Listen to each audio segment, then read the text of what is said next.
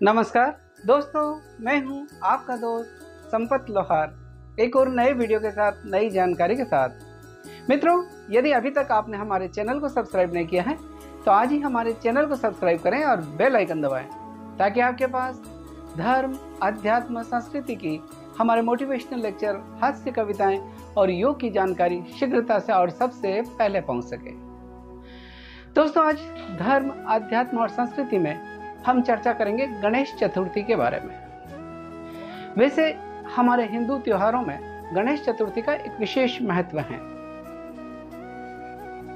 वैसे तो प्रत्येक माह के कृष्ण पक्ष की चतुर्थी को रिद्धि सिद्धि के देने वाले भगवान गणेश की व्रत का और पूजा का विशेष महत्व है, लेकिन भाद्र माह के शुक्ल पक्ष की जो चतुर्थी आती है उसका और भी विशेष महत्व है, जिसे गणेश चतुर्थी के नाम से हम मनाते हैं, पूजते हैं। और इसी दिन से गणेशोत्सव की प्रारंभ भी होता है, यानी जो गणेश चतुर्थी से प्रारंभ होकर गणेशोत्सव अनंत चतुर्दशी तक चलता है।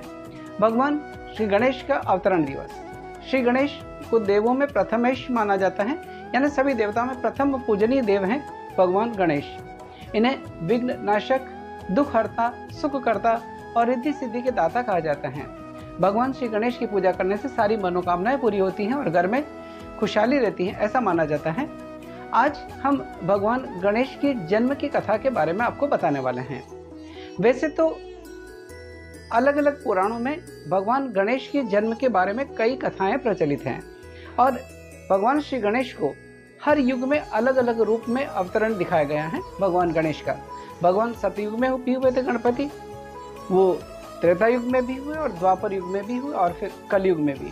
तो अलग अलग युगों में अलग अलग रूप में और अलग अलग वाहन की सवारी के साथ में गणेश हुए।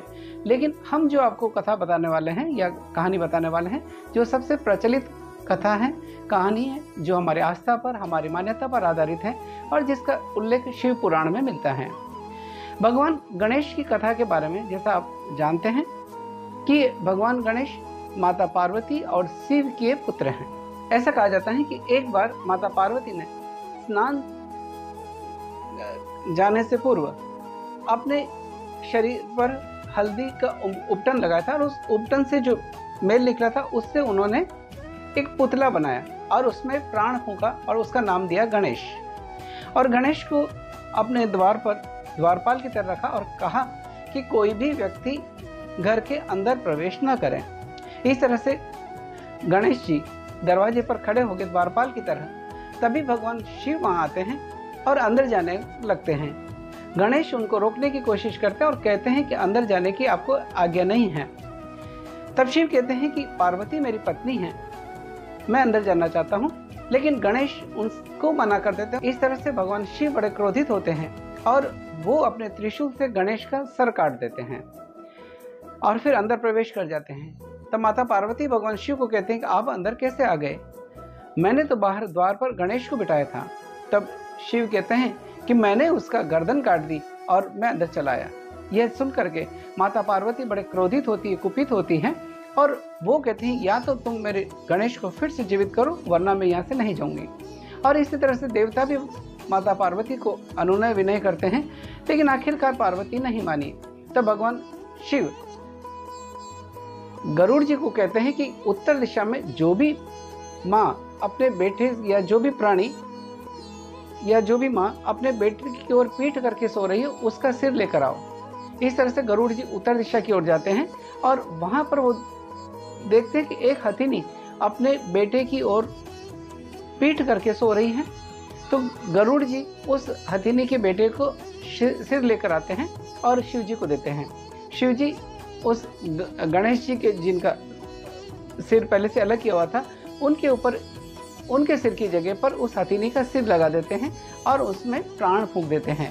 इस तरह से भगवान गणेश जिनका मुख हाथी का है, वो शिव जी उनको इस तरह से उनमें प्राण फूंकते हैं और सारी देवता फिर गणेश की स्तुति करते हैं और सभी देवताओं का आशीष गणेश को मिलता है। और शिव कहते हैं कि सभी देवताओं में सबसे पहले पूजनीय अब गणेश होंगे। और इस तरह से बुद्धि के और दाता, विघ्न विनाशक, सिद्धि के दाता भगवान गणेश को देवताओं में सबसे प्रथम पूजनीय माना गया है। ये भगवान गणेश के जन्म से जुड़ी हुई कहानी है, जो बहुत कथा है जो सर्व प्रचलित हैं। वैसे गणेश जी के जन्म के बारे में और भी कथाएं हैं जिनका जिक्र हम कभी फिर बाद में करेंगे।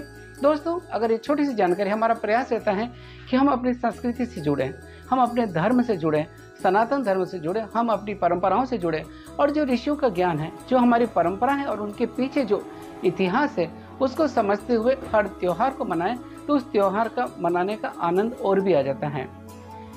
भगवान गणेश की हम सब पर कृपा बने, सबके घर में खुशहाली हो, इन्हीं कामनाओं के साथ दोस्तों, अगर आपको ये वीडियो अच्छा लगा है तो इस वीडियो को लाइक करें, शेयर करें, कमेंट करें और हमारे चैनल से जुड़े रहें। इसी के साथ आपके दोस्त संपत लोहार को इजाजत दीजिए। जय हिंद, जय भारत, जय श्री गणेश।